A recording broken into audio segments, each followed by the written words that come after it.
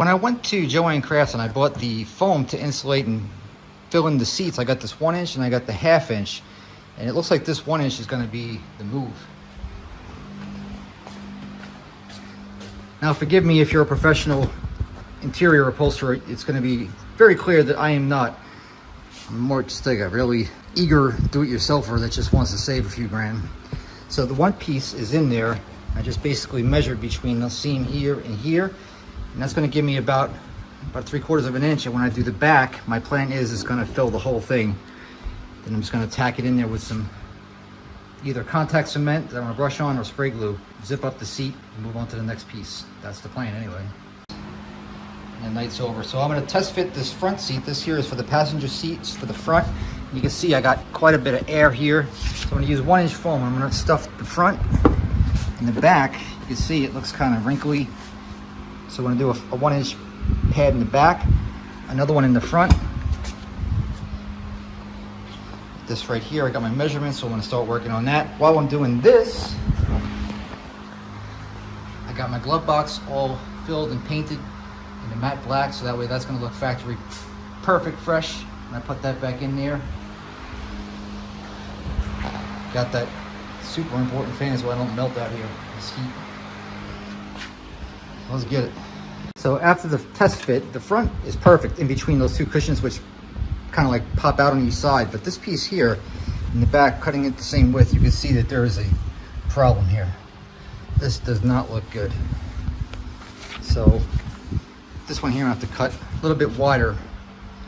I'll have to remember that for the other half. And that will fill that whole space in. Then I could zip this thing up and it should look pretty much perfect. Here's the top half of the passenger seat completely done. Front, back, look at that, not a wrinkle in sight. Nice and clean. With the help of my son to pull that zipper tight, that sucker is in as snug as a bug in a rug. Now I'm on to the bottom half.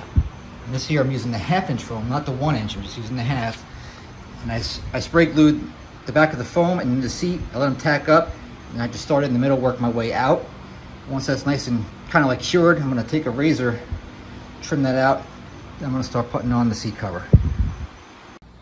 So now I'm up to the part where I'm going to have to mount up these onto these seats. So on the left side, that was an easy one, just one bolt, and I let that kind of hold the whole seat together, where I got something propped up on the back of the seat to keep it in this 90-degree position.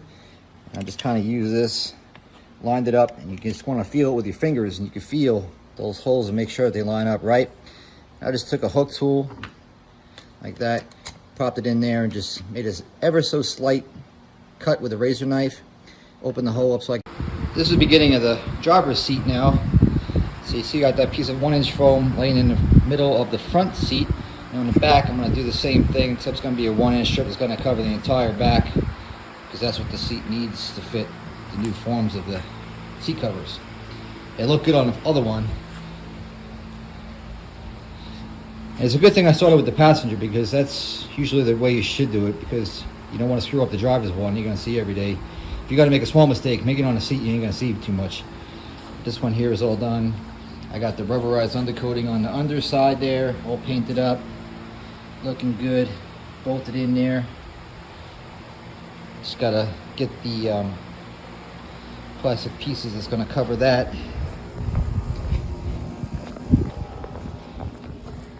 I got them over here waiting to roll out, so I got those with some enamel gloss black on there. There's the top half, bottom half, and these are the pieces that slide through the top for the headrest. Right now to dry, I just got the top and bottom of the back seat.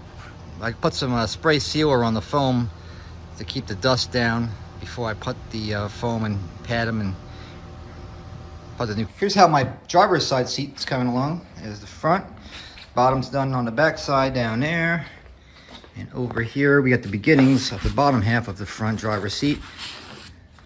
So I'll be trimming that out, and then I'm gonna take another 1/2 inch piece. I'm gonna line the center up with that. So here's the bottom of the driver's seat, and I got right here, I have a 1 inch piece which is covering the entire area. And then I did a second layer of another 1/2 inch just down the center, just to keep that nice and puffy to match the other side. That's gonna look so nice once that's all upholstered in there. Now we got one front seat completely done, painted, bottom, top headrests, which I just got. I special ordered these to be blank because I want them to embroider SS at a shop after the fact, because the stock kit that came with it had the Grand National Turbo icon, which I didn't want. The only thing was there was no slit cut out, so I cut that out and buttoned it up. That I could figure out. That wasn't too hard from my experience of doing the last one a few years back. And that's it. Look at that. Loving that. All the seats are now done. There's the two fronts. Headrests are already in there. Got the little cutouts for them to slide into, and those will go out to get embroidered. Both will say SS when this is really done in the car. There's the back seat, bottom half, top half. After much anticipation, look what finally arrived in the mail today. My beautiful new Grand National gray velour door panels. Look at these things. These things are so beautiful. Nice fabric, perfectly matches the seats. Pre-cut out templates for the power window switches, which I have new, which I'm going to drop right in there. Look at that, all new.